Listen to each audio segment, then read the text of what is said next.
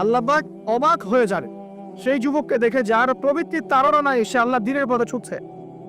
এই যুবককে দেখে আল্লাহ পাক অবাক হয়ে যান এবং তার দোয়া যেভাবে কবুল হবে, একজন মানুষ যার পা কবরে অলরেডি চলে গেছে, তার দোয়া কি সেভাবে কবুল হবে? দুজন ইবাদত সমান। এই বয়সে আপনি অনেক কিছু করতে পারেন।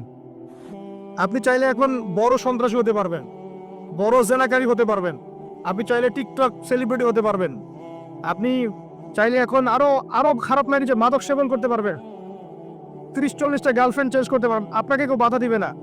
আপনি চাইলে 1-2 হাজার টাকা দিয়ে জেনা করতে পারবেন, উন্মুক্ত সব আপনার জন্য। ইভেন এখন আপনি চাইলে মদও খেতে পারবেন, লাইসেন্সে আছে, আপনি করতে পারবেন। এই সময়টা আল্লাহ পাক দেখতে চান আপনি কি করেন। কিন্তু এই সময়টা আপনি আল্লাহর দিকে ফিরে আসেন, আপনি কোরআনের দিকে ফিরে আসেন, সুন্নত অনুযায়ী জীবনযাপন করেন, আপনার জন্য অপেক্ষা করতে চান না। কি চান আপনি সিদ্ধান্ত নেন।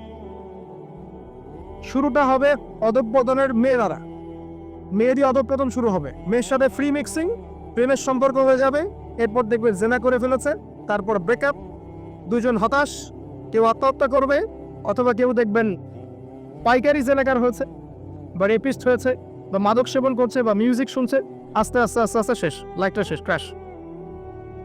এভাবে যুব সমাজ নষ্ট হচ্ছে। অনেক সময় দেখবেন ও পড়াশোনা করছে, কোনো কারণে রেজাল্ট ভালো হয় নাই, আত্মহত্যা করে বসে আছে। ডে বাই ডে যুব সমাজের সাইকোলজি মেলই হয়ে যাচ্ছে। আমাদের যারা ওস্তাদ সাহেবরা আছেন, বৃদ্ধ প্রবীণ, তাদের যে গাম্ভীর্য আছে, ব্যক্তিত্ব আছে, গলার ভয়েস, কথা বলার অ্যাটিটিউড, ব্যক্তিত্ব, চলাফেরা, এগুলো এখনকার যুবকদের মধ্যে পাওয়া যায় না।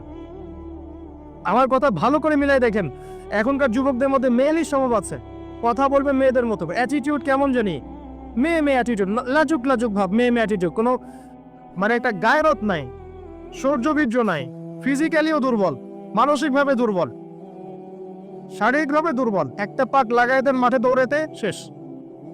20 বছর 25 বছরে ভুড়ি হয়ে বসে আছে।